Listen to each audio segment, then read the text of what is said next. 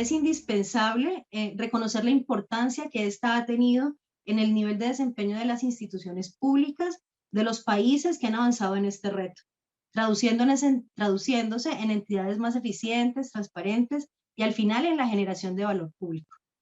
Aun cuando esto no quiere decir que haya sido fácil.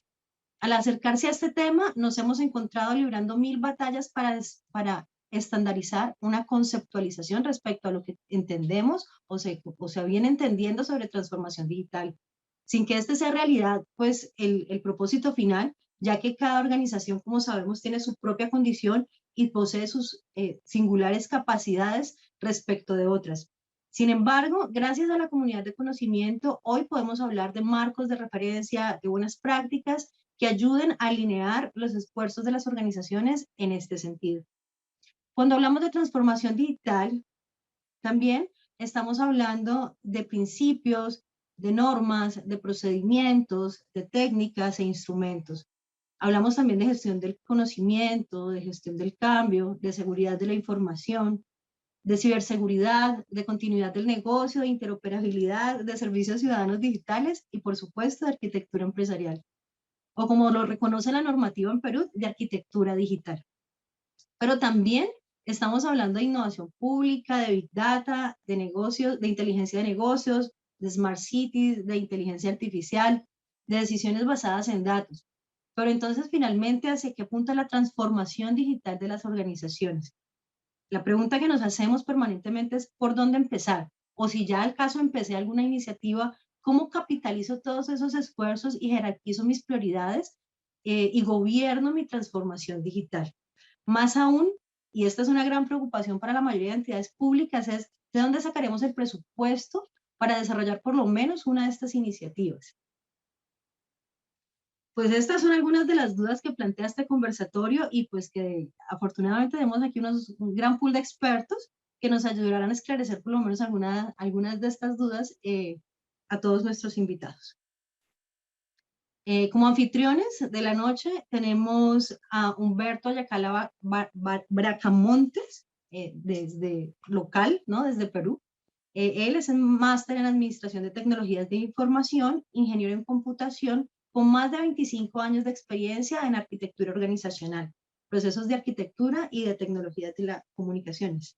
Algunas de sus certificaciones son en ITIL, COVID y como implementador en auditor de la ISO 27001, ISO 27032, ISO 31000, ISO 20000. Cuenta con 16 años en el servicio de la Administración Tributaria en México y fue implementador de la seguridad en la facturación electrónica en México. Actualmente dicta cursos de ciberseguridad para Chinalco, SUNAT y es consultor externo en Netcom, como todos los otros expertos que tenemos esta noche. Bienvenido, Humberto. Gracias, Lenit. Muy buenas noches. Bienvenidos y bienvenidas a este conversatorio. Espero que se la pasen ustedes muy bien. Gracias, Humberto. Por Colombia tenemos 3 expositores también. Tenemos a John Jairo Arcila Ramírez, asesor y consultor internacional, conferencista y coach enfocado en desarrollo estratégico organizacional y gestor de transformación digital, certificado en transformación digital en marcos de referencia tales como TOGAF, COVID, ITIL, CMMI.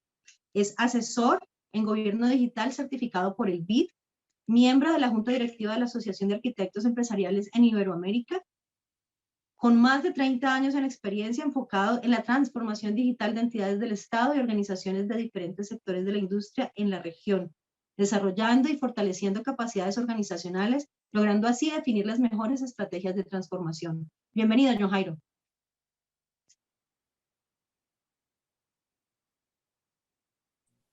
John, estás en mute. Tu audio. Buenas noches a todos o con todos, como dicen en Perú.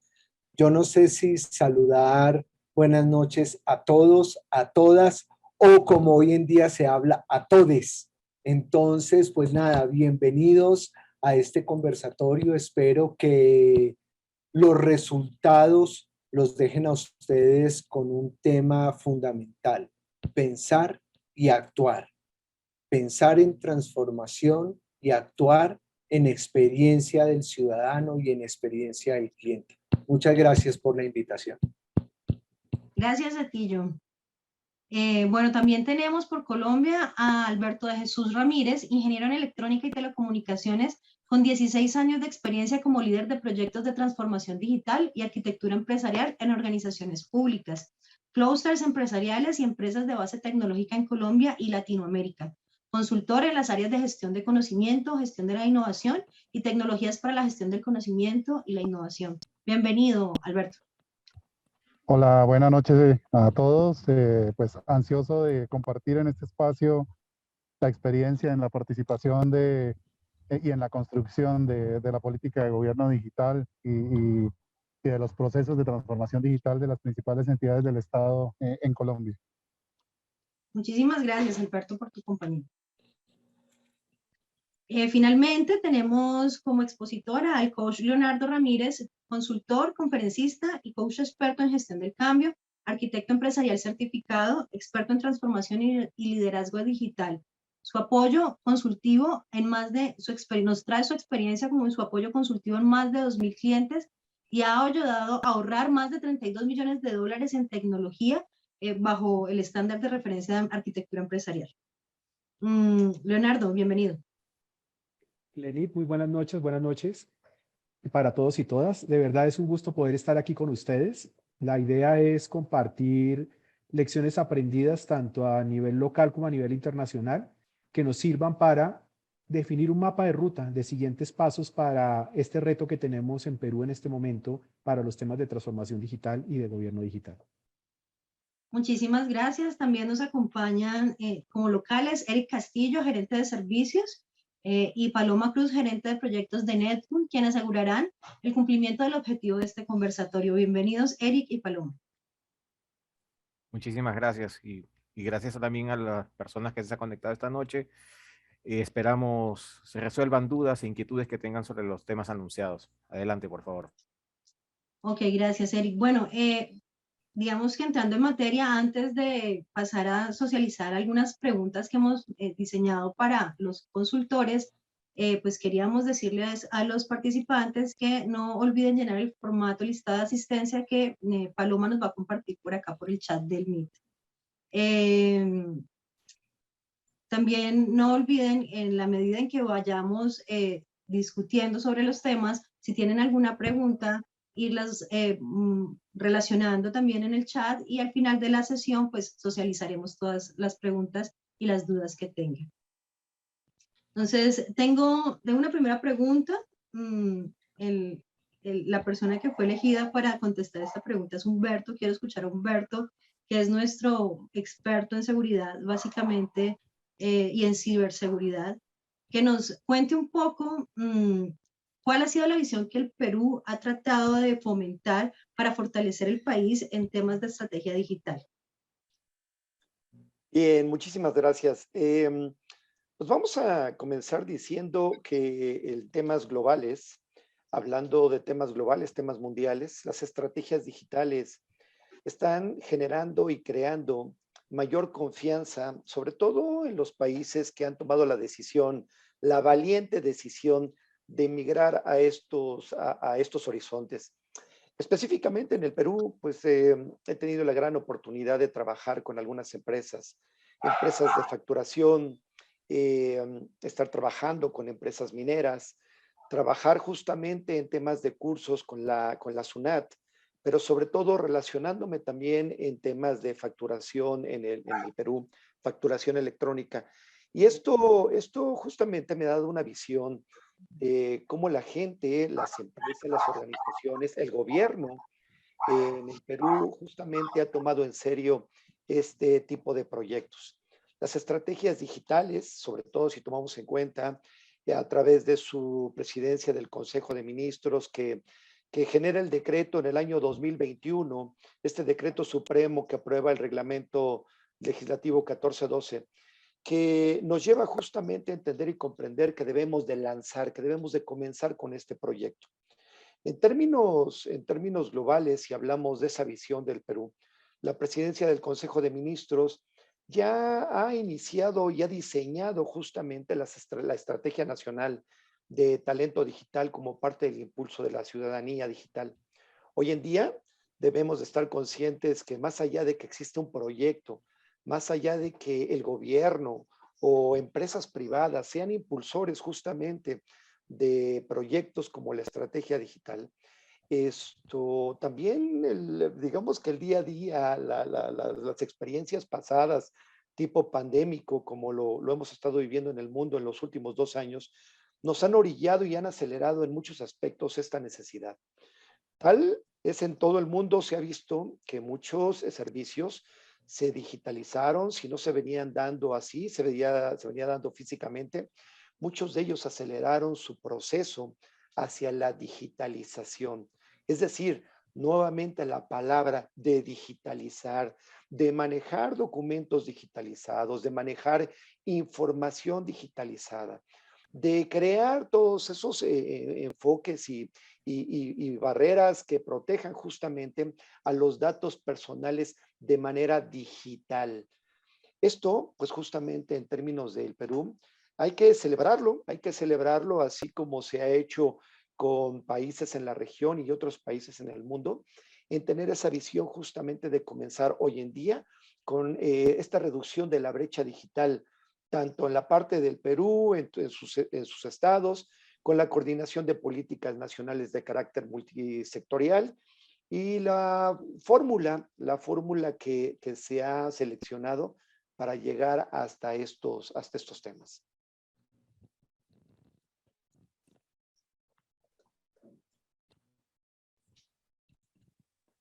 Ok, de acuerdo, Humberto, muchísimas gracias. También voy a aprovecharte, ya que nos hiciste este contexto, nos diste este contexto que es cierto. ¿Cuál sería el impacto de diseñar e implementar una política de gobierno digital? Bueno, aquí el impacto sí dependerá mucho de la forma en que se esté implementando, del lugar en donde se esté implementando, de la estrategia que se esté seleccionando. Miren, cada país está seleccionando su propia estrategia. En algunos casos, como por ejemplo en el Brasil, se ha determinado establecer una estrategia interna bajo la generación y el diseño de software interno que sea aprovechable justamente por el ámbito gubernamental.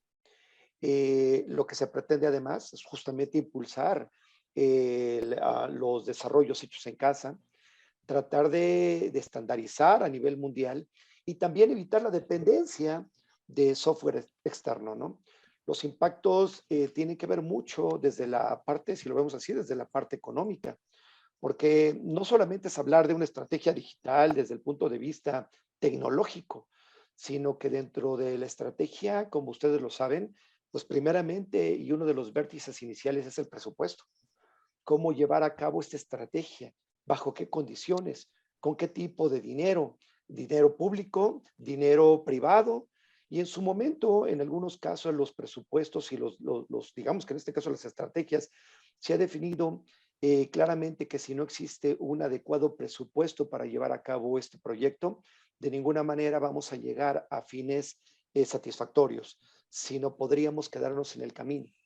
Hablamos de que cada uno de esos países diseña su propia estrategia, ya teniendo los fondos, teniendo el presupuesto, establecer la propia estrategia, ya sea como lo comentamos, en términos internos o bajo el entendido de que quien tiene la directriz es la parte gubernamental.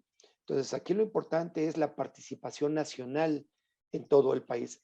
En algunos países también se desarrollan estrategias, decía yo, como promover el software libre, en que en su momento todos los desarrollos, todos los aplicativos, sistemas, toda la arquitectura que vayamos diseñando esté in-house y no tengamos que depender de elementos externos. Otro de los elementos que promueven justamente la estrategia digital es la inclusión digital, tanto la parte, no solamente la parte gubernamental, sino la parte privada. Y dentro de esta inclusión está primeramente puesta la población. ¿Para qué voy a hacer una estrategia? ¿Para qué voy a diseñar algo que no va a ser usado, que no va a ser empleado? Y yo mismo tengo que promover justamente cómo lograr que la población poco a poco vaya hacia ese camino. Hoy en día se ha visto en el mundo que los países desarrollados traen cierto avance con temas electrónicos, temas digitales, temas tecnológicos, pero no importa si voy en quinto, décimo o 20º lugar. Lo importante es saber cómo mis estrategias, en este momento de acuerdo a mis políticas gubernamentales, están surtiendo efecto. Para casi finalizar con esta pregunta, quisiera mencionarles que un importante punto también, un importante pilar dentro de una estrategia digital es la confianza. En la medida en que yo desarrolle, genere, implemente elementos que contribuyan a esta estrategia digital, pero sobre todo que den adecuados servicios, entonces la misma población va a generar va a tener esa confianza y se va a generar un ambiente en cualquier sector de la población. Esta confianza primeramente se logra teniendo seguridad. Seguridad en el ámbito tecnológico, seguridad en el ámbito de la infraestructura, seguridad hasta en el personal. Comentábamos hace un momento tras bambalinas que justamente uno de los elementos primordiales y estratégicos para implementar una estrategia digital es la gestión de conocimiento. Ustedes saben, sobre todo en temas gubernamentales, en el país que estamos hablando, el hecho de que haya fuga de conocimiento, el que haya fuga de personal, el que haya en su momento despidos masivos, cambios constantes, provocan que ese conocimiento se pierda y en su momento pues haya un elemento que trunque ese conocimiento y ese avance que se tiene en las organizaciones. Por último, y algo no menos importante, los aspectos legales. Los aspectos legales en cada uno de los países, primeramente, deben de ser considerados en cada uno de estos países para garantizar no solo la operatividad de la estrategia digital, también se requiere para crear sinergia entre todos los países y teniendo un ámbito internacional legal. Vean ustedes ahí con la protección de datos personales. Hoy en día es un tema de ámbito internacional, la seguridad es de ámbito internacional, que mejor que se genere también dentro de la estrategia digital este gran pilar desde el punto de vista legal. Pues estoy de acuerdo contigo, Humberto, en todos estos impactos y de hecho hay uno que me llama bastante la atención y es cuando mencionabas ¿para quién lo hacemos? ¿No? Finalmente esto, ¿para qué propósito tiene? ¿Qué finalidad tiene? En ese mismo sentido, pues me gustaría preguntar, por ejemplo, ¿qué beneficios sociales y económicos trae consigo una transformación digital en el Estado? Y esa pregunta me gustaría que Alberto nos colaborara. Muchas gracias, Humberto.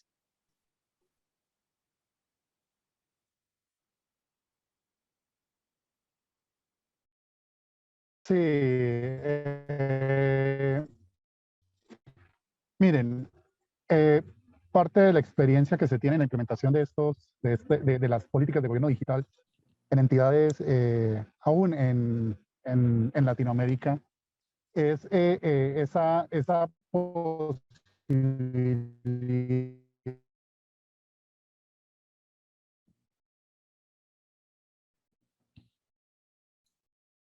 de alinear todos los esfuerzos a nivel tecnológico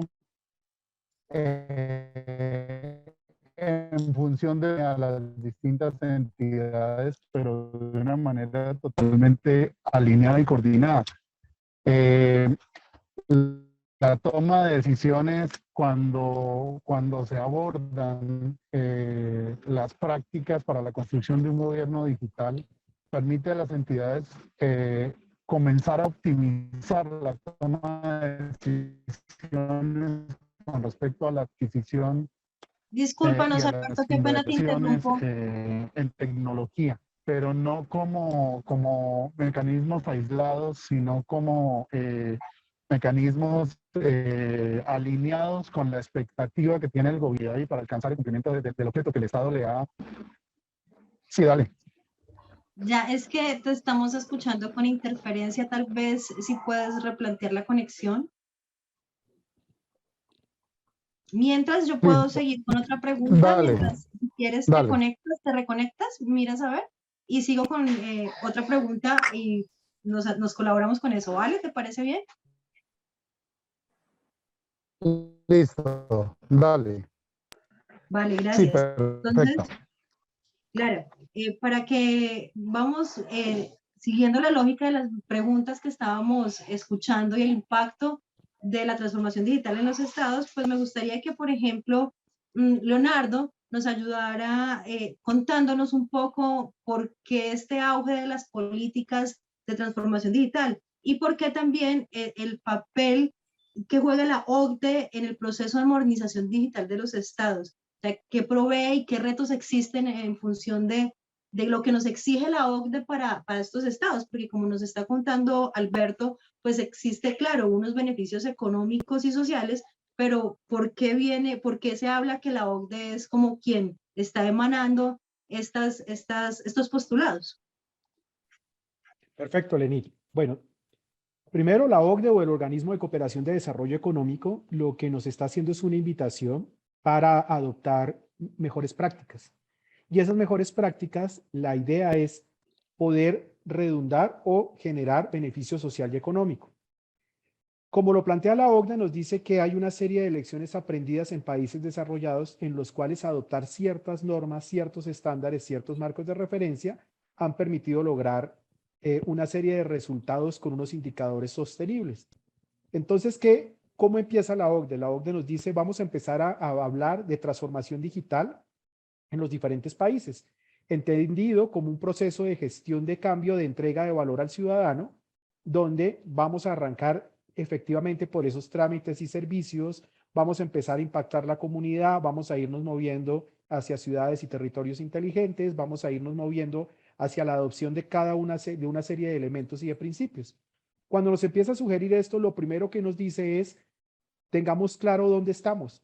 Y yo siempre uso un ejemplo de, así como cuando vamos a construir nuestra casa, lo primero que tenemos que hacer es tener el plano.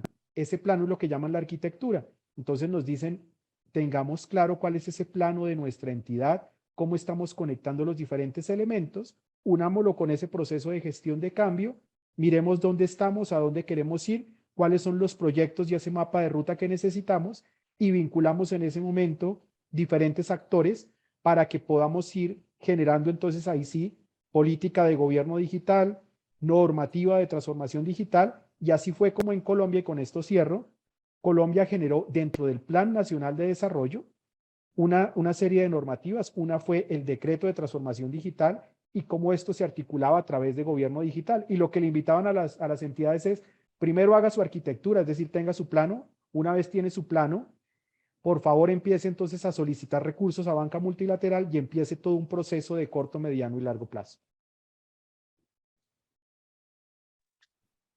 De acuerdo, pero entonces en ese orden de ideas entendemos que se definieron políticas públicas para estandarizar de alguna manera esas implementaciones. ¿Por qué el modelo de gobierno digital? ¿Por qué sobre el gobierno de modelo digital? O sea, ¿cuál era la necesidad de plantearlo en las políticas de gobierno digital? John Jairo, no sé si nos quieres colaborar un poco en ese sentido. ¿Por qué los gobiernos de la región se están enfocando en definir políticas públicas enmarcadas en los modelos de gobierno digital? Bueno, básicamente las políticas públicas de las entidades del Estado se soportan en cómo darle beneficios al ciudadano, que al final del ejercicio es su razón de ser. Las políticas públicas en los diferentes países de la región han empezado a enfocarse en temas de gobierno digital, pero el tema de gobierno digital no es implementar tecnología, es implementar modelos que permitan al ciudadano interactuar con las entidades del Estado de una manera más eficaz, más eficiente, más oportuna y más segura, que muchas veces es algo que dejan en un segundo plano, el tema de seguridad y ciberseguridad en la información. Los gobiernos de Latinoamérica, podría decir, casi que todos están enfocados en desarrollar políticas públicas que permitan definir elementos que le den esa tranquilidad, esa seguridad, pero también esa facilidad al ciudadano para interactuar con ellos. Un ejemplo claro, y lo vivimos acá en Colombia hace algunos años, y era que el ciudadano tenía que andar con un folder lleno de documentos y pasar de entidad a entidad para hacer un trámite muy sencillo. Lo que plantea el gobierno digital es entregarle al ciudadano la facilidad de interactuar con las entidades del Estado con las que debe interactuar. Llámese acá en Colombia, registraduría para tener su cédula de ciudadanía o su DNI, para las EPS, que son las entidades prestadoras de salud, para tener su historia clínica, con la DIAN, que es la misma SUNAT en Perú, para tener todo el tema de trámites y servicios de cara a impuestos, a predial, etcétera, etcétera. Y los gobiernos han entendido que la mejor forma de hacerlo es poder definir modelos claros, ordenados, lógicos y coherentes que permitan al ciudadano interactuar con las entidades del Estado, pero a las entidades del Estado interactuar entre sí para que el ciudadano no tenga que ir a un lado y a otro para poder surtir un único trámite. Trámites como el tema del pago del predial, trámites como el tema del pago de impuestos, trámites como el tema de tener su salud, trámites como tener sus pensiones. Gobierno digital lo que establece básicamente es esa facilidad para que el ciudadano, y si extrapolamos el tema del ciudadano, para que el cliente en las empresas privadas tengan una mejor experiencia, lo que busca y lo que han buscado los gobiernos de la región es eso, es poder darles o brindarles al ciudadano esa facilidad de interactuar de una manera ordenada, de una manera segura, de una manera oportuna para realizar sus trámites normales, para realizar los trámites que de alguna manera un ciudadano de a pie, como decimos acá en Colombia, y me disculpan la expresión coloquial, deben hacer para poder surtir y cumplir con lo que el Estado le exige, pero también con lo que él necesita el ciudadano para su día a día. Yo estoy muy de acuerdo contigo, John, en que ha sido necesaria esta formulación de las políticas públicas para que se vuelva algo mucho más institucional y por norma, pues efectivamente se deba cumplir, o sea, dar ese salto que se nos viene de alguna manera impulsando desde los organismos multilaterales, pero también desde la necesidad que tienen los estados de esa modernización estatal, ¿no?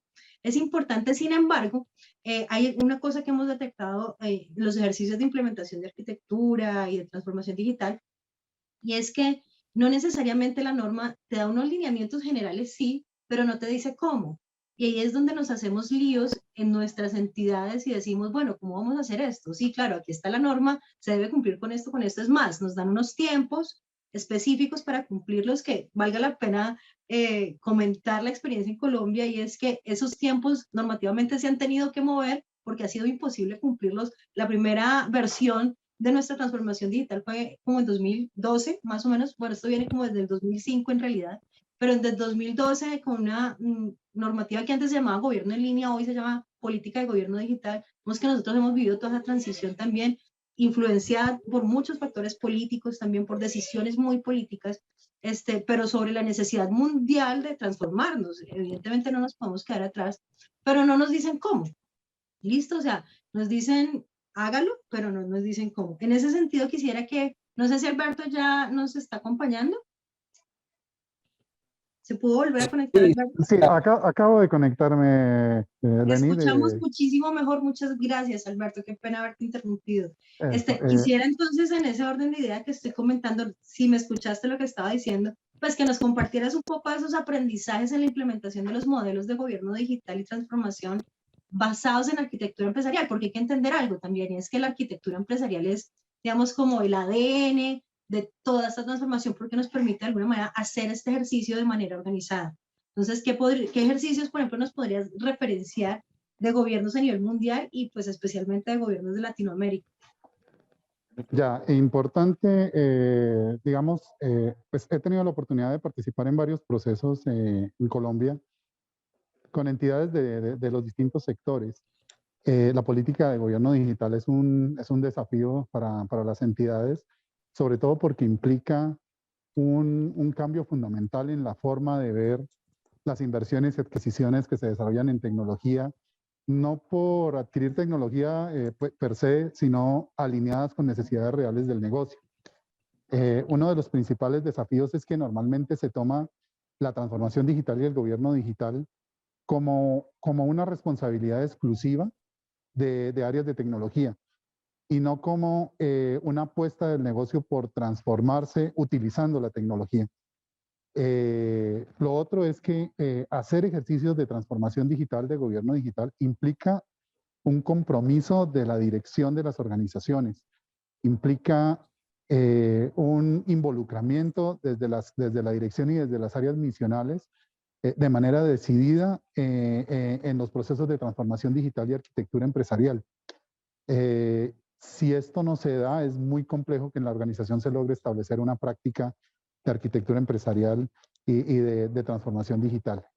Por ejemplo, acá en Colombia, hasta ahora se ha venido manejando un tema de considerar como habilitadores de la política de gobierno digital la arquitectura empresarial, la seguridad y privacidad de la información y los servicios ciudadanos digitales.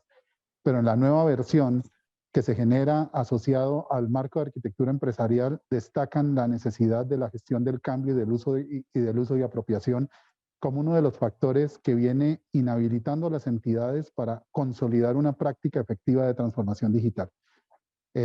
Digamos que esos aspectos son fundamentales. Otro de los aspectos claves es que las entidades del Estado normalmente se ven de manera aislada en asumir el reto de la transformación digital y difícilmente están compartiendo conocimiento y experiencia con otras entidades, a pesar de que el gobierno, por ejemplo, en el contexto colombiano, ha establecido que la transformación digital es un proceso que se debe dar entre todas las entidades del Estado en un proceso de colaboración que implica que las organizaciones primero trabajen con una orientación sectorial. Digamos que una entidad del sector salud debe trabajar con otras entidades del sector salud en compartir prácticas, en compartir resultados, en compartir conocimiento, lecciones aprendidas, en definir arquitecturas que les permitan como tal compartir información, datos, integrando sus sistemas de información, generando una visión única del ciudadano, hasta llegar en ese trabajo con arquitecturas sectoriales, hasta llegar a la apuesta relacionada con el desarrollo de ciudades y territorios inteligentes, en donde todas las entidades de los distintos sectores se alinean en torno a una visión única de las ciudades y a una visión única de país. Eso pues podría compartirles, Lenny. Muchas gracias. Bueno, en este sentido, también uno se pregunta, claro, esos son como aspectos claves, pero como mencionábamos al principio, cuando hablamos de transformación digital, se nos vienen una cantidad de temas relacionados, de conceptos relacionados, que circulan para la implementación del mismo, ¿no? Entonces, escuchamos de Big Data, escuchamos de inteligencia artificial, escuchamos de ciberseguridad, escuchamos de gestión del conocimiento, como nos acabas de plantear, que es uno de los componentes que además entiendo que en la normativa que tienen para Perú no aparece como un dominio. De hecho, la arquitectura empresarial en la norma de Perú no se ve tan central como de pronto sí lo es en la norma colombiana, para la norma colombiana. Pero entonces, alrededor de todos esos conceptos, uno se pregunta, ¿por dónde empiezo? ¿Qué hago primero? Yo no sé si John de pronto nos puede ayudar, que tiene tanta experiencia en entidades y nos diga, bueno, ¿por dónde arrancamos? Bueno, por lo general, la pregunta es, ¿qué fue primero, el huevo o la gallina? Y la respuesta es sencilla. La respuesta es ¿Qué hago? Gobierno digital, arquitectura empresarial, transformación digital, me meto en procesos, ¿qué hago? Yo lo primero que debo conocer es a la organización, debo conocer a la entidad. Y lo mejor es hacer un concepto o implementar el concepto de arquitectura empresarial en la entidad. ¿Por qué? Porque es la que me va a permitir entender, comprender y atender, uno, ¿cuál es mi misión? ¿Cuál es mi visión? ¿Cuáles son mis objetivos estratégicos? ¿Y qué tengo que hacer desde los procesos de negocio, desde los procesos de tecnología y desde la misma tecnología para apoyar esas capacidades organizacionales, para apoyar cómo llego a cumplir ese propósito, esa misión, esa visión que tiene la planeación estratégica institucional definida o que tiene la planeación estratégica organizacional definida? Para eso, pues básicamente los libros recomiendan, hágalo como usted crea que lo debe hacer, pero la experiencia y a juicio de experto nosotros decimos, no, no es tan fácil como hágalo como usted crea. La idea es hacerlo de una manera ordenada, lógica y coherente. Es decir, primero empecemos por atender y comprender ese concepto de qué es mi organización, y a eso se le llama arquitectura empresarial. La arquitectura empresarial al final se convierte en ese gran paraguas que puede solidificar ese plan de acción para llegar al cumplimiento de un gobierno digital, no por el cumplimiento de la normativa per se como tal, sino por el cumplimiento de la razón de ser de cada una de las entidades, de cada una de las empresas, una experiencia al ciudadano o una experiencia al cliente de una manera oportuna, adecuada, eficiente y con calidad. Después de eso, empecemos a mirar cuál es la normativa que me está entregando el gobierno nacional. Frente a esa normativa, entonces, yo ya tengo claro cuál es mi contexto como organización, como entidad, es decir, ya tengo cuál es mi ASIS, mi to-be, y dentro del tema de gobierno digital, que no es muy diferente el que tiene Perú al que se planteó acá en Colombia desde el 2012 con gobierno en línea, y es 1, interoperabilidad, 2, carpeta ciudadana, 3, autenticación. ¿Qué significa eso? Básicamente significa cómo las entidades del Estado van a trabajar con los datos del ciudadano y cómo las entidades del Estado y el ciudadano van a trabajar con los trámites y servicios que requieren esa información. 2, cómo el ciudadano se va a autenticar de cara a las entidades del Estado para que sea de una manera segura, con calidad, confidencial, eficiente. Y 3, cómo voy a tener un único componente llamado carpeta ciudadana o carpeta del ciudadano o expediente único del ciudadano en donde se contenga la información del ciudadano.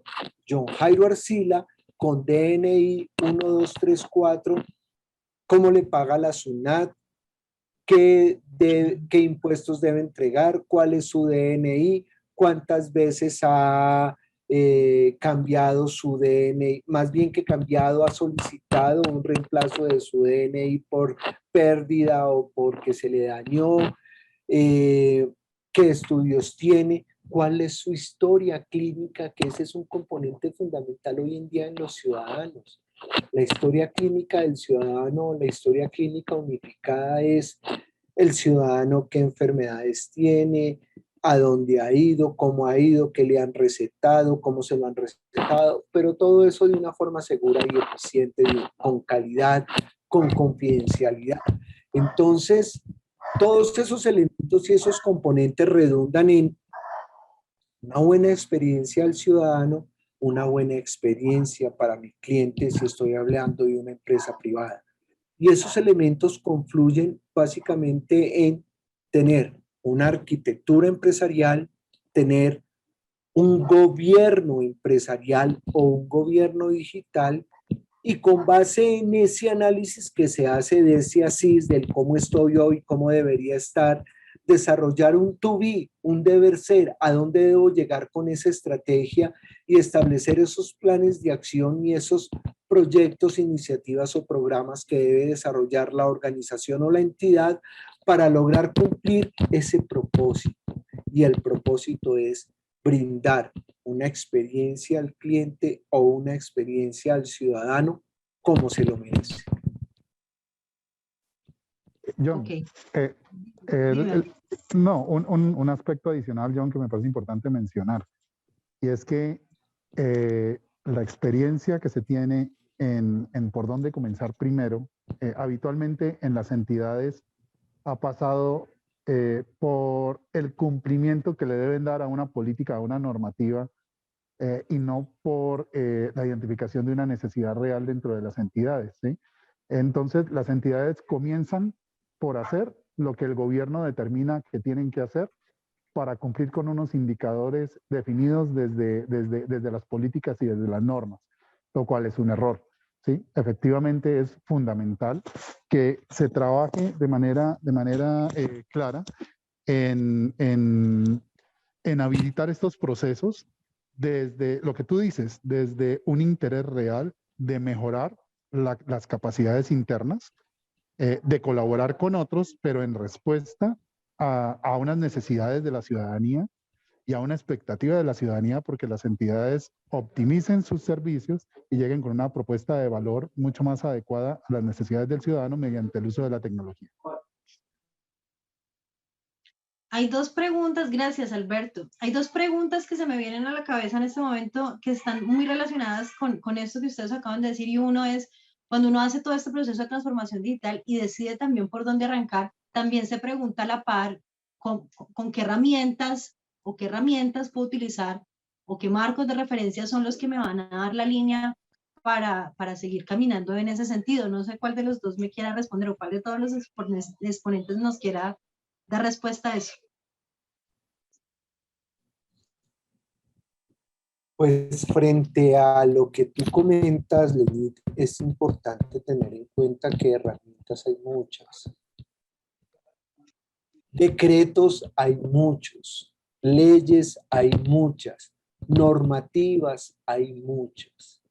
Pero es muy importante tener en cuenta lo que decía Alberto ahorita, y es tener en cuenta cuál es la necesidad evidente, valga la redundancia, que ha evidenciado la entidad o la empresa u organización para atender esas necesidades de ese ecosistema que se llama cliente. A nosotros se nos olvida que mi cliente tiene clientes, o sea, yo debo pensar no solo en mi cliente, sino en los clientes de mis clientes. Entonces, la metodología que yo utilice no es la que está escrita por Sagman de arquitectura empresarial, de Open Group por arquitectura empresarial, COVID por gobierno de TI o gobierno organizacional, CMI por procesos, sino realmente aquella que de alguna manera pueda cubrir, atender, entender y comprender las necesidades del ciudadano y las necesidades de mi cliente.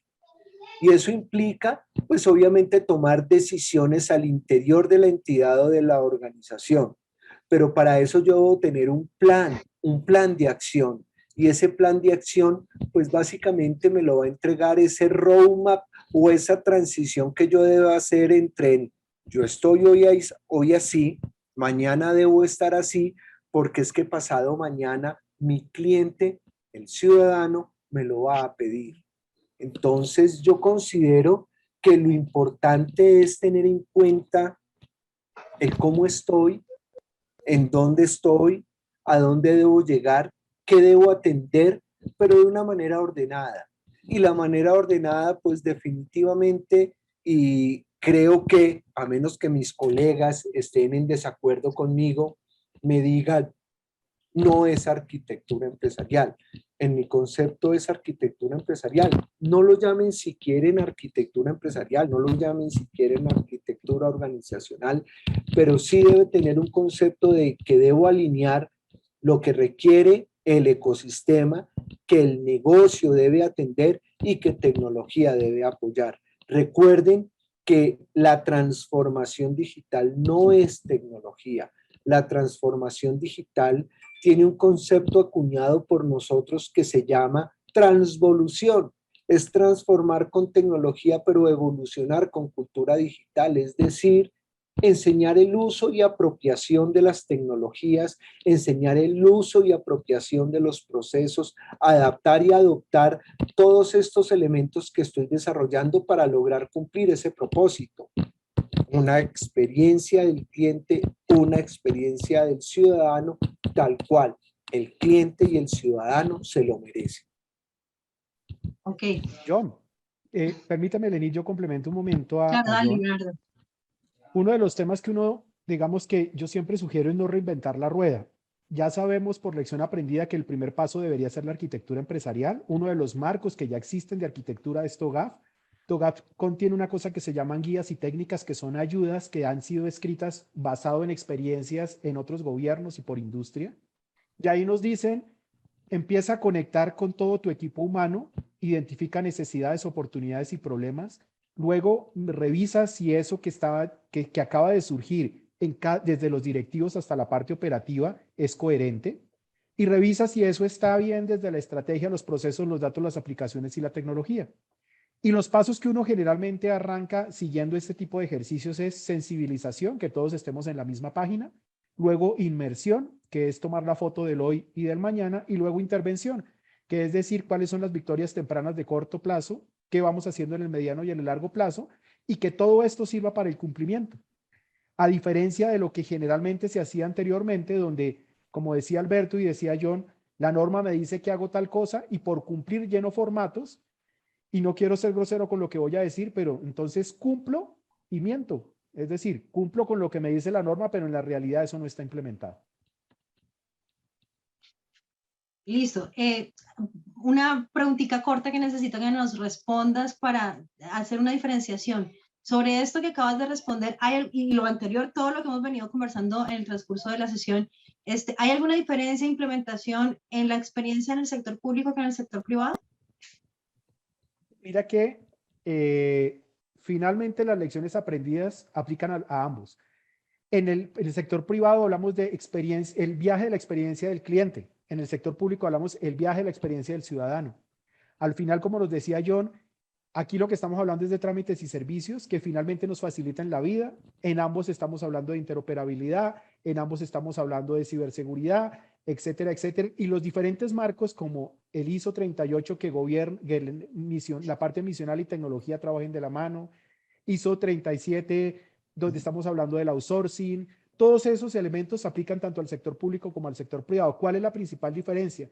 Que el sector privado lo hace por iniciativa propia, no por una normativa que le impongan, y conecta desde los directivos, es decir, desde la misma presidencia, etcétera, y lo mueve como un tema institucional. En el tema público es donde tenemos el mayor reto, porque lo plantean como digital y lo ven como solo tecnología, y ahí es donde tenemos que conectar con planeación y con las áreas directivas para que realmente esto tenga el valor que tiene que entregar.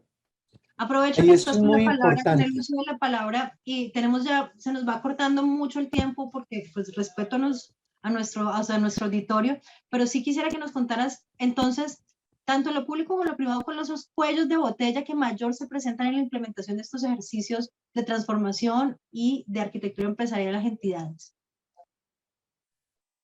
¿A mí o a...? Sí, aprovechemos que estás en el uso de la palabra. Ok. No, principalmente el cuello de botella es que estos proyectos arrancan sin que la entidad, tanto pública como privada, conozcan de qué se está hablando. Y entonces, si no ha venido, obviamente desde una directriz, cuando tú llegas vas a encontrar resistencia al cambio porque me van a decir esto me van a hacer una auditoría, que esto me va a cambiar los puestos de trabajo, y no se ve como una invitación a que nos van a mejorar no solamente nuestra calidad desde el punto de vista de laboral, sino que me va a ayudar a que lo que yo haga sea más eficiente frente a la entrega de servicio a un ciudadano. Entonces el cuello de botella está en la falta de comunicación, en la sobreestandarización de seguir un manual donde decimos es que la norma me dice esto y esto y no buscamos realmente aplicar las cosas que debíamos aplicar, o terminamos es comprando tecnología y comprando una herramienta diciendo qué vamos a hacer y ahí nos salimos de contexto por no aplicar directamente los temas recomendados para poder avanzar. No sé si alguno de mis compañeros panelistas quiere agregar algo. Sí, ahí hay un punto importante y dentro de lo que tú comentas, Leonardo, el principal cuello de botella es que nace por lo general este tipo de iniciativas desde TI. Y tecnología, claro, es un elemento estratégico para el desarrollo de una transformación digital, para el desarrollo de un gobierno digital o para el desarrollo o implementación de una arquitectura empresarial. Pero el verdadero cuello de botella parte desde las cabezas. Las cabezas no entienden, no conocen, no saben o se hacen de los oídos sordos frente a un tema de la necesidad de entender, atender y comprender el ecosistema en el que yo me muevo. Y ese atender, entender y comprender el ecosistema en el que yo me muevo es ver qué es lo que se necesita desde afuera, ese ecosistema, qué es lo que me está pidiendo. Ese es uno de los cuellos de botella más importantes. El segundo cuello de botella es que todos piensan que este tipo de proyectos es muy costoso, entonces no hay presupuesto para. Tenemos ya dos cuellos de botella. La alta gerencia, la alta dirección, no entiende, no conoce, no sabe o se hace de los oídos sordos frente a la necesidad de el presupuesto que implica hacer una transformación o un cambio organizacional, el desconocimiento, es decir, una falta de gestión del cambio o una falta de cultura organizacional, el tema de que nace desde TI.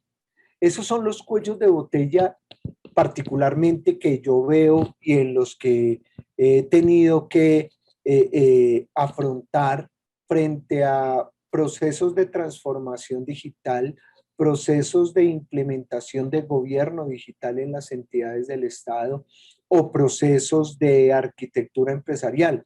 Con una acotación adicional para cerrar, y es que existen empresas, entidades o elementos multilaterales como CAF, Banco Interamericano de Desarrollo, Banco Mundial, que hoy en día le están apostando a las entidades del Estado y a la empresa privada para apoyar. Y aquí quiero hacer una acotación muy especial.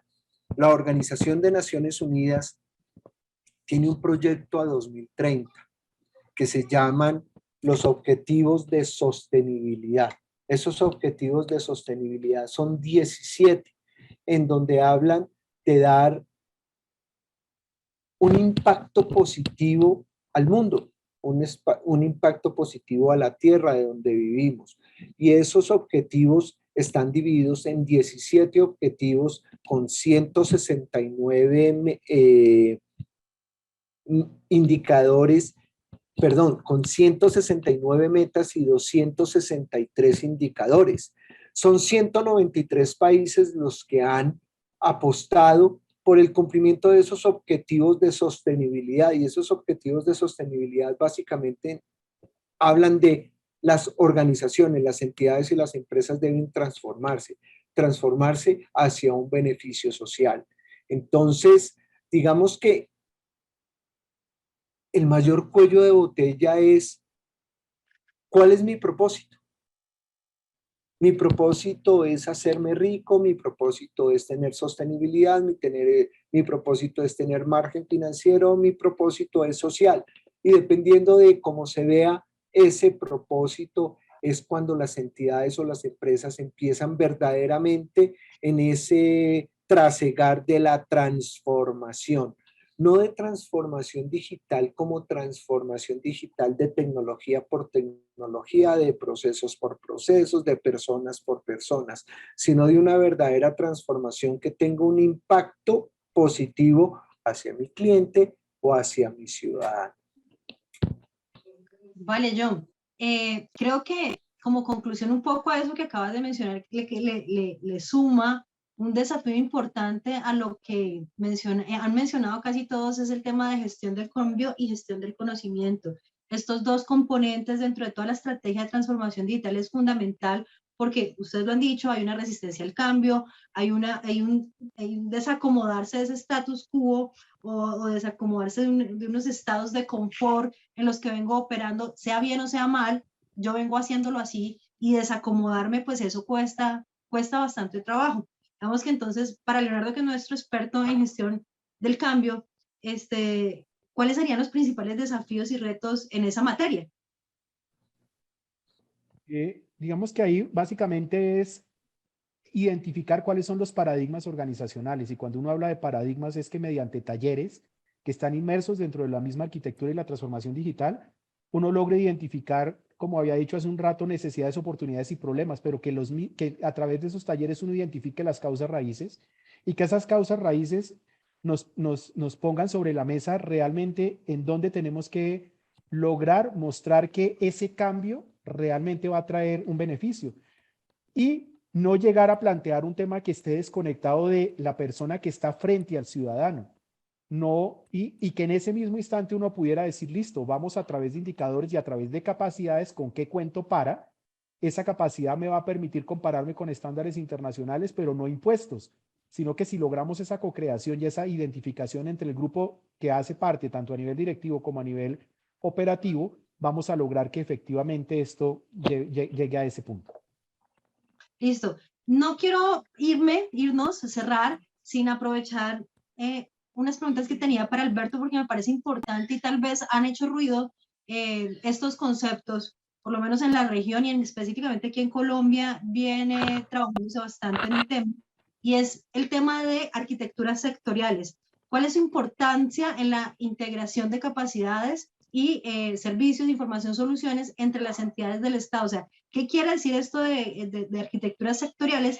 Y finalmente, ese rol de arquitectura empresarial en la construcción, ¿qué importancia tiene este rol de la arquitectura empresarial en la construcción de territorios y ciudades sostenibles e inteligentes, que es final hacia donde uno pensaría que llega al alcance o está apuntando todo este tema de transformación digital y modernización de los estados?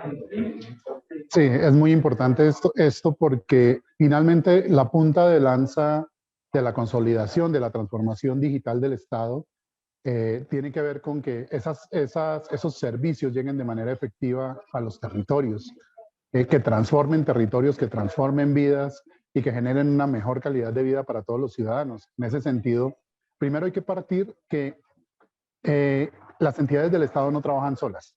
Tienen responsabilidades de acuerdo al sector y tienen otras entidades con las cuales tienen que colaborar, compartir información e integrarse para poder brindar mejores servicios a la ciudadanía. La experiencia en Colombia ha implicado que el gobierno ha dicho las entidades tienen que desarrollar arquitecturas propias para consolidar sus propias capacidades, pero al ser parte de un sector deberían de desarrollar capacidades sectoriales, es decir, deberían integrar sus arquitecturas con las arquitecturas de otras entidades. A eso se le llama una arquitectura sectorial. Finalmente, una visión integral de cómo las organizaciones, trabajando de manera conjunta, integrando tecnologías, compartiendo información, pueden llegar con servicios mejorados hacia la ciudadanía y proveerles o entregarles una propuesta de valor mucho más integral. Que una entidad, que una persona no llegue a una entidad, le pidan el número de cédula, una fotocopia de la cédula o del documento de identificación y llegue a otra entidad y le pidan la misma información, como decía ahorita John, poder verse de manera integral frente al ciudadano con servicios digitales integrados en donde la información se comparta, las capacidades se integren. Eso a nivel de arquitectura sectorial. Pero el gobierno ha ido un poco más allá. Los distintos departamentos, que pues ustedes me corrigen cómo se identifican en Perú, deben planear la ciudad. Esos planes de desarrollo que plantean para la ciudad deberían ir acompañados por un plan de desarrollo de la ciudad o del territorio como territorio inteligente y sostenible.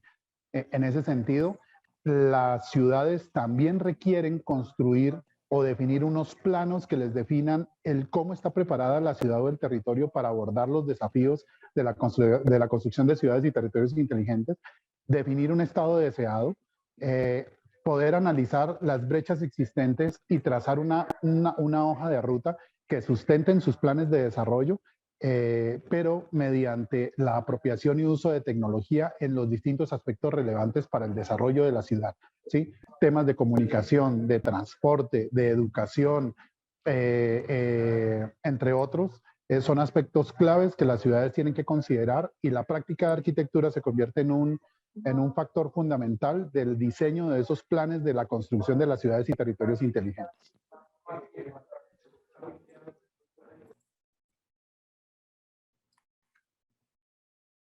Lenit, no se te está oyendo. No se te Estás en escucha, mute, Lenit. Lenit.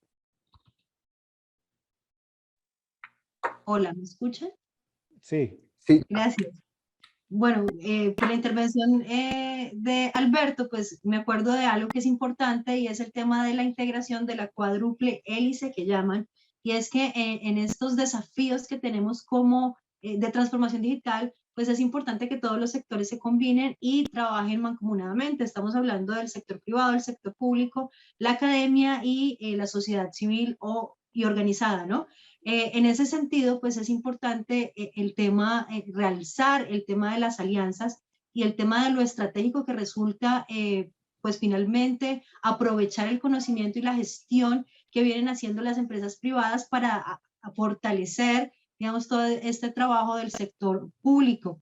En este orden de ideas, pues me gustaría, digamos, tratando de darle cierre ya al conversatorio, que cada uno de ustedes pues me ofrezca una conclusión y pues me cuenten para Perú cuál es la agenda de transformación digital que se viene más allá de la normativa, más allá de los tiempos pactados que se tienen que cumplir, sino cómo ven cada uno de ustedes que se mueve esta estrategia para Perú, y cómo estas alianzas son importantes para fortalecer, digamos, el trabajo que cada una de las entidades tiene que desarrollar en términos de su transformación. Si quieres, arranco yo. Yo pienso que un tema importante es el espacio que nos han dado el día de hoy. ¿Por qué? Pues porque tenemos la posibilidad de contar heridas de batalla, qué cosas han pasado que no ha funcionado, sobre todo en Colombia, y tomar como punta de lanza a Netcom, porque precisamente ha sido Netcom quien ha venido liderando en el sector privado y toma la vocería y en este caso la punta de lanza en el sector público, gracias a alianzas con temas como de Open Group, que es el estándar para arquitectura empresarial, otra serie de estándares de telco que ahora aplican en gobierno como TM Forum.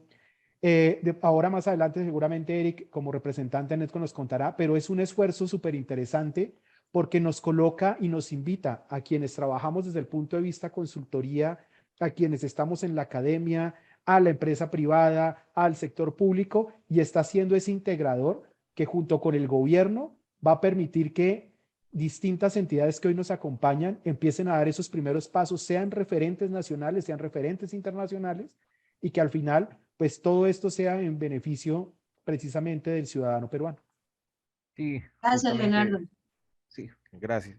Sí, justamente tomando en referencia a lo que indicaba Leonardo, es este esfuerzo que estamos haciendo desde Netcom, ¿no? De integrar, de buscar estas alianzas con organismos internacionales que desarrollan conocimiento basado en experiencias como las que también traen Leonardo, Alberto, John, Lenit, en este caso, y enriquecerlo y traerlo para el mercado, no solo peruanos, el regional, y compartirlo, ¿no? Por ejemplo, la última alianza que hemos logrado es con el HDI, el Instituto de Mejores Prácticas en Gestión de Servicios, ¿no? Es todo un portafolio muy grande para poder certificar la excelencia, la experiencia de la calidad en la entrega de servicios de TI. La idea es que el círculo se cierre, pero que este círculo siga girando en una mejora continua, ¿no? Que esto no deje de evolucionar y deje de seguir creciendo. Básicamente es lo que estamos trayendo constantemente en Netcom. Gracias. Gracias, Eric. Adelante. Eric, te complemento solo en una cosa y doy mi conclusión en ese sentido. No reinventar la rueda. Existen mejores prácticas que otros gobiernos han utilizado y que han demostrado ser exitosas en el desarrollo de la política de gobierno digital, en el desarrollo de procesos de transformación digital y en la consolidación de prácticas de arquitectura empresarial para lograr la transformación digital de las entidades del Estado. Es súper importante reconocer ese factor, algo que promueve la OCDE en términos de compartir mejores prácticas entre los distintos gobiernos, traer esas prácticas al contexto del Perú y de las necesidades del gobierno y de las entidades en Perú, y adicionalmente a eso, combinar con experiencias de otros países en la implementación de estas políticas y de estas prácticas de arquitectura empresarial para la transformación digital y el gobierno digital. Entonces, fundamental que empresas dentro del Perú comiencen, así como lo está haciendo Netcom, a disponer de las alianzas respectivas para poder poner a disposición de las distintas entidades esas experiencias significativas y esas mejores prácticas que van a acortar el camino en la implementación del gobierno digital y la transformación digital. Una sola cosa. Nosotros estuvimos o hemos estado presentes en la construcción de la política de gobierno digital prácticamente desde el momento en que comenzó a ser conceptualizada en Colombia, y esto fue básicamente un ensayo y error. Muchos aprendizajes que nos han llevado a reconocer cuáles son los mejores caminos, cuáles son las mejores prácticas que se pueden aplicar y cómo obtener los mejores resultados. Entonces, una de las principales recomendaciones es, de nuevo, no reinventar la rueda, adoptar mejores prácticas y entender y apropiar las experiencias de otros países en la implementación de las políticas de gobierno digital. Vale, ¿alguna Yo conclusión? quisiera, Lenit, sí, quisiera cerrar con una frase, y es que éxito es donde confluyen la oportunidad, la actitud y el conocimiento. Y en estos momentos Perú tiene todo, y estoy seguro que cada una de las entidades y empresas que hoy en día nos han acompañado tienen el conocimiento, la actitud y la oportunidad para lograr el éxito. Así que los invito a que aborden este camino de la transformación digital no como cuarta revolución industrial, porque hoy en día ya hay una quinta revolución industrial que es el talento humano, sino que desarrollemos la actitud, busquemos la oportunidad y fortalezcamos el conocimiento para el éxito en los proyectos e iniciativas o programas que abordemos. Vale, bueno, pues yo les agradezco muchísimo a los expositores y voy a darle paso entonces a las preguntas que nos están realizando en el chat y a otras que tengan a los participantes que si no se hayan animado a escribirla, de pronto la estén pensando. Los invitamos a que abran sus micrófonos y aprovechemos estos expertos de verdad en el tema y pues hagan sus consultas y aclaremos dudas. Por aquí tenemos una de Alex Valencia que nos pregunta: ¿qué resultados y errores tuvieron en Colombia con la arquitectura sectorial? Creo que Alberto nos puede ayudar con esa respuesta.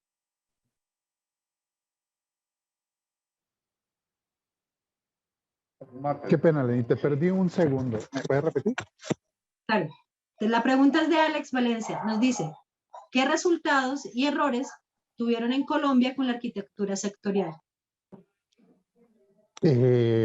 Las entidades no están preparadas para responder al desafío de la integración desde sus propios procesos, porque finalmente las organizaciones trabajan de manera aislada y no bajo una visión orientada, por ejemplo, a servicios en donde entiendan que es fundamental que integren sus servicios y sus capacidades para poder llegar con mejores servicios al ciudadano. Tampoco en sus sistemas de información. Muchas entidades tienen sus sistemas de información aislados por completo, con tecnologías obsoletas, con capacidades que básicamente hace complicado su integración con terceros, ¿sí? Y a nivel de información aún peor, porque todas las entidades tienen sus propias bases de datos, sus propias fuentes de datos y difícilmente han pensado o piensan de una manera integral en el abordaje de solucionar los problemas de información al adoptar lenguajes comunes, al abordar temas de estandarización de la información y de la unificación de la información. Digamos que eso ha sido parte del aprendizaje que se viene de toda la implementación de la política, pero ese aprendizaje pues ha terminado en que la política comience a integrar todos estos aspectos como partes fundamentales del mejoramiento de la estrategia para consolidar el tema de arquitecturas sectoriales y de consolidar una política de gobierno digital que integre a las distintas entidades alrededor de estas arquitecturas sectoriales, ¿sí? Sí, bueno, yo fui el que hizo esta pregunta. Lo preguntaba porque aquí en Perú hubo un tímido intento hace un tiempo de que la PCM, que es el Consejo de Ministros, quisiera implementar no hablemos de arquitectura empresarial, pero sí al menos hablemos en un intento de centralizar las principales funciones, ¿no? del Estado, en un solo data center, de que se estuviera en la nube, etcétera, ¿no? Tratando de establecer una arquitectura única o lo más cercano a una arquitectura única para las entidades, ¿no? Por eso te preguntaba qué aciertos y qué errores habían tenido con ese tema, porque al menos acá sí es un poquito complicado ese asunto. Yo podría un poco complementar la respuesta de Alberto, y es qué aciertos hemos tenido acá en Colombia, y es que nos dimos cuenta la necesidad de integrar en un único modelo el formato de interoperabilidad entre las entidades. Pensar en que debe existir un único elemento que identifique al ciudadano o al cliente, llámese cliente único en la empresa privada o ciudadano en las entidades del Estado. Y los errores, el gran error que hemos visto es que las entidades del Estado trabajan como silos, no solo al interior de la misma entidad, sino entre las propias entidades que necesitan interactuar e interoperar y compartir información. Entonces, parte de, no sé si en Perú ya estén pensando en alguna plataforma de interoperabilidad que les permita la integración de toda esa información como X-Road. Acá en Colombia la establecimos que es una plataforma abierta, pero digamos que el error grave que hemos tenido es pensar en entidades como entidades únicas y solas en el sector, y no como entidades que de alguna manera deben y necesitan entregar información o recibir información de otras entidades para ofrecer unas mejores experiencias al ciudadano, unos mejores servicios al ciudadano y una mejor transformación hacia el ciudadano.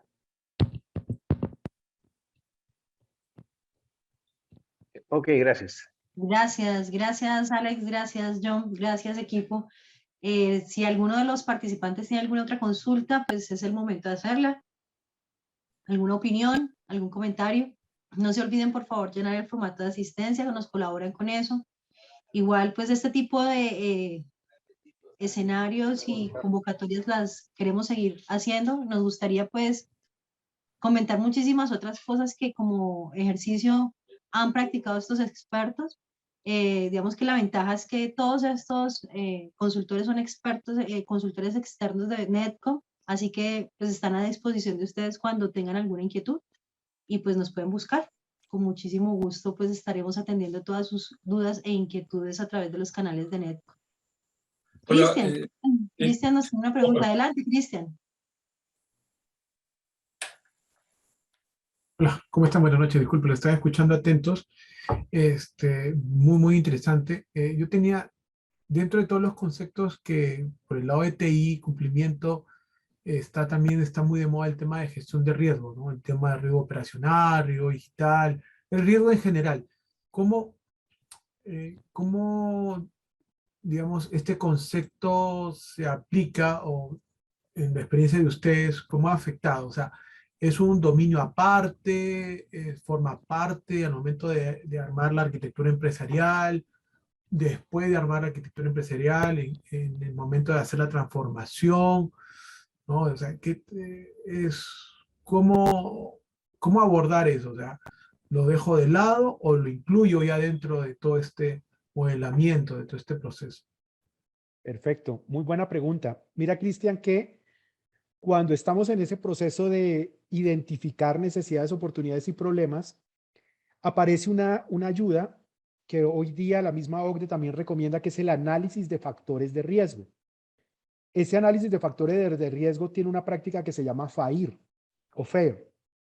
Y lo que nos dice es que el análisis de riesgo debe iniciar desde el mismo instante en el que estamos haciendo este proceso de identificación de necesidad, oportunidad, problema, y alineamiento de estrategia, datos, aplicaciones y tecnología, porque es un componente fundamental y es un eje transversal a la arquitectura. Entonces no se puede dejar de lado, porque si yo arranco a hacer una conceptualización de algo sin tener en cuenta los riesgos y me planteo un estado futuro sin entender su impacto, pues realmente no lo voy a llevar de la mano. Entonces, muy buena pregunta, porque no lo habíamos puesto sobre la mesa dentro de esa forma, y es muy importante que quede claro que es un componente transversal fundamental dentro de todo este ejercicio. No sé si alguno de mis compañeros quiere agregar algo. A mí me gustaría comentar una experiencia, y es que, bueno, básicamente en la política de gobierno digital para Colombia, pues está el dominio específicamente de arquitectura, digamos, el marco de referencia de arquitectura empresarial, como decía antes, como el ADN de todos estos ejercicios de transformación digital. Y dentro de la arquitectura empresarial está el dominio de seguridad. Para la alcaldía de Cali, que es uno de los distritos de Colombia, se plantea que todo este tema de gestión de riesgos está dentro de ese dominio de seguridad. Entonces sería como indagar básicamente qué posibilidades y qué capacidades tiene la organización en donde se está trabajando, se está implementando, para ver si es posible ese esfuerzo, integrarlo a este dominio. Digamos que uno de los problemas con los que nos hemos encontrado allí, por ejemplo, es el tema de las capacidades de las que mencionábamos detrás de cámaras, como decíamos, y es el tema de las formaciones. O sea, es que la gente esté lo suficientemente capacitada y calificada para poder desarrollar a la par estos ejercicios, porque el componente en Colombia, el componente de seguridad, del dominio de seguridad, pues incluye modelos de seguridad y privacidad de la información, protección de datos, incluye el tema de riesgos. O sea, se vuelve una bola de nieve grandísima, pero tiene una sombrilla por encima que tiene que poder ver cómo todos estos modelos de privacidad, de seguridad, de protección de datos y de gestión de riesgos se pueden transversalizar y llevar adelante, digamos, sobre la sombrilla de seguridad. Es como la experiencia que... Frente a la gestión de riesgo, Lenida, hay un punto importante que decía Leonardo, y es que es transversal. El riesgo puede ser catalogado como riesgo reputacional, riesgo de pérdida de información, riesgo de pérdida financiera o riesgo operacional. Si yo no tengo en cuenta dentro del análisis de los dominios de negocio, procesos, sistemas de información, datos, infraestructura y seguridad, ese análisis de riesgos, pues muy posiblemente cuando yo haga ese diagnóstico del contexto organizacional de su ASIS y ese to-be y plantear ese to-be hacia donde debería llegar, pues muy posiblemente la mesa me quede coja y me quede con, perdón la expresión, 3 o 2 patas y no con las 4 patas con la que fue diseñada la mesa. Entonces, nunca, y sería pecado mortal, dejar de lado el análisis de riesgos en todos sus pilares: reputacional, organizacional, operativo, financiero o de información dentro de un ejercicio, tanto de arquitectura empresarial como de gobierno digital, como de transformación digital.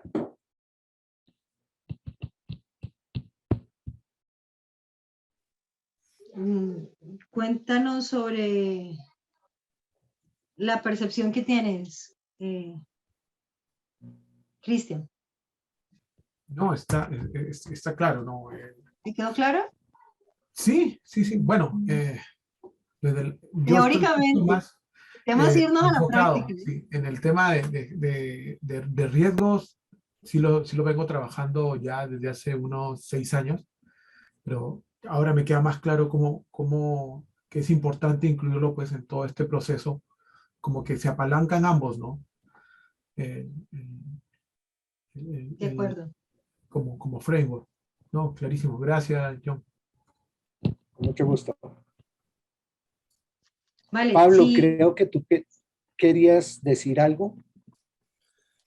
No, bueno, aparte de agradecer, la verdad que estaba muy atento y muy interesante los temas.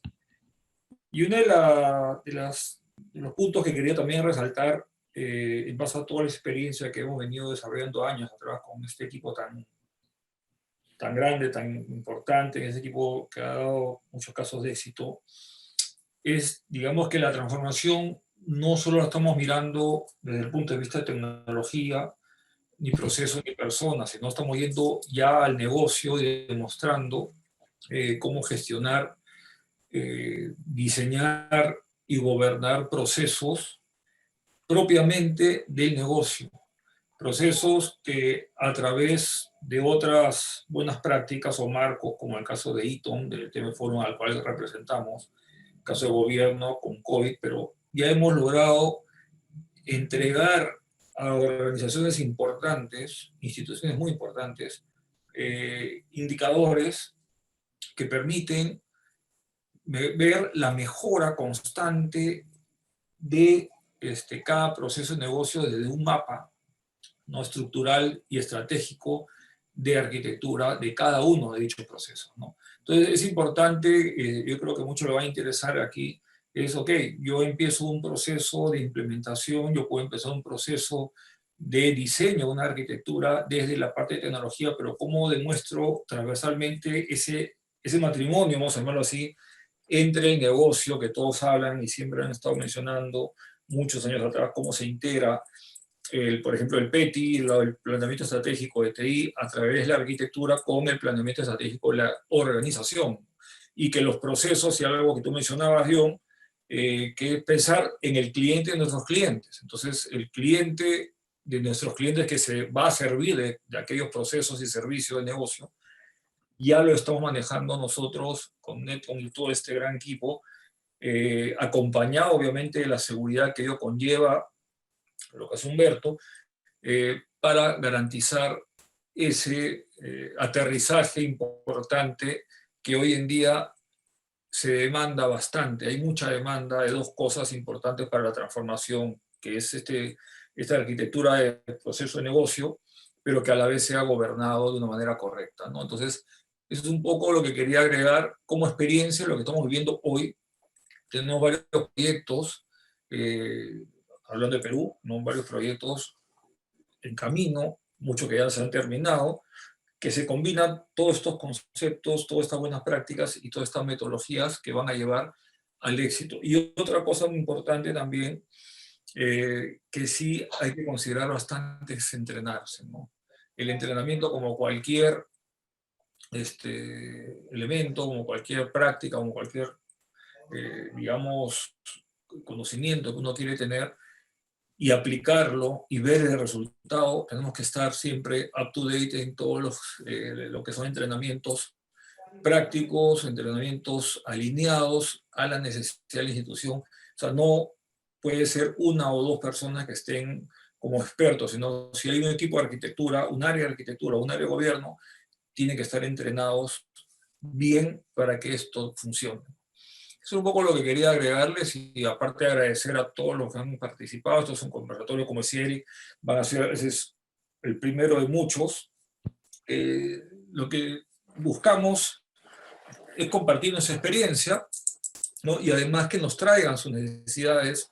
Acá no hay nada, digamos, de compromiso, o sea, traen las necesidades que tengan, según vayan contactándonos. Ahí tienen el contacto de Paloma, de Levi, de Zoila, que es el equipo marketing, y digamos, como gestores de esos productos, digamos, comuníquense cuando tengan necesidades, y eso vamos a ir sumándolo, y apenas logremos armar un equipo que no sea muy grande, porque no es la idea tampoco, abrimos otro conversatorio y vamos resolviendo estas inquietudes y contándoles nuevas experiencias que vamos adquiriendo.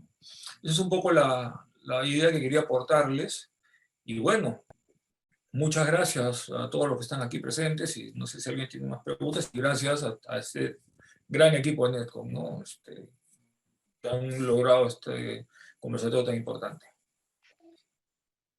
Bueno, pues gracias Pablo, gracias nuevamente, como comenta Pablo, a todos los expertos que nos acompañan en todo este ejercicio de implementación, en toda esta experiencia de vida profesional, que se convierte al final en una experiencia de vida personal, ¿no? Porque uno empieza a transpirar todos estos ejercicios todo el tiempo en su vida particular, empieza a aplicar arquitectura, empieza a hacer gestión del cambio, empieza a apropiar personalmente todos estos ejercicios. Es algo muy bonito y es algo que está pensado sobre todo como transformación de nuestra región. Está pasando muchas cosas a nivel político, a nivel de instituciones públicas, a nivel de gobierno.